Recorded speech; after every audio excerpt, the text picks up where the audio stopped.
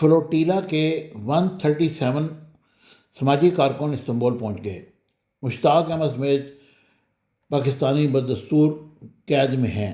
اسرائیل کی حراست میں رہائی پانے کے بعد گلوبل سموتھ فلوٹیلا کے 137 سماجی کارکن استنبول پہنچے ہیں، جن میں 36 ترک شہری سمیت امریکہ، برطانیہ، اٹلی، اردن، کویت، لیبیا، الجزائر، موریطانیہ، ملیشیا، بحرین، مراکش، سوئٹزرلینڈ اور تیونس کے کارکن شامل ہیں۔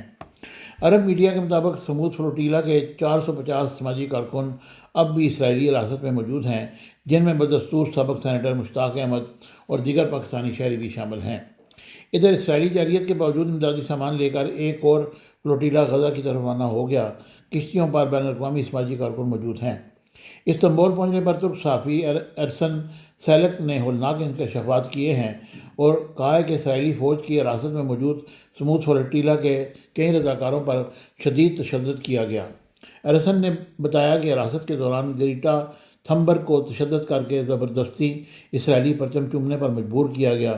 کم عمر ہونے کے باوجود اس کے ساتھ ظالمانہ سلوک کیا گیا۔ دوسری طرف پاکستان سمیت مختلف ملکوں میں غزہ فلوٹیلا کی حمایت اور اسرائیل کے خلاف احتجاج کا سلسلہ جاری ہے۔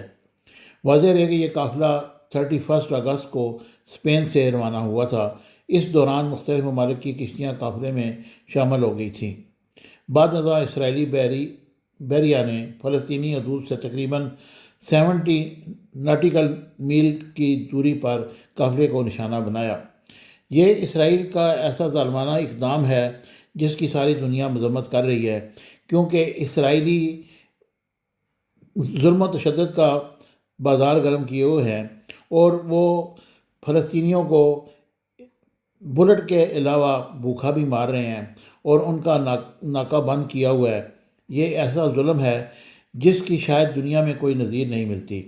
اب تک 60,000 سے زائد فلسطینی شہید ہو چکے ہیں اور لاکھوں زخمی ہیں، اور اسی طرح عمارتیں تباہ و برباد کر دی گئی ہیں۔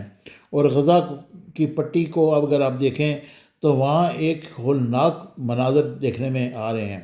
بہرحال ابھی اس وقت امن کی طرف کچھ شنید ہے، اور امریکہ کے صدر ڈونلڈ ٹرمپ نے کہا ہے کہ وہ امن میں اہم کردار ادا کریں گے۔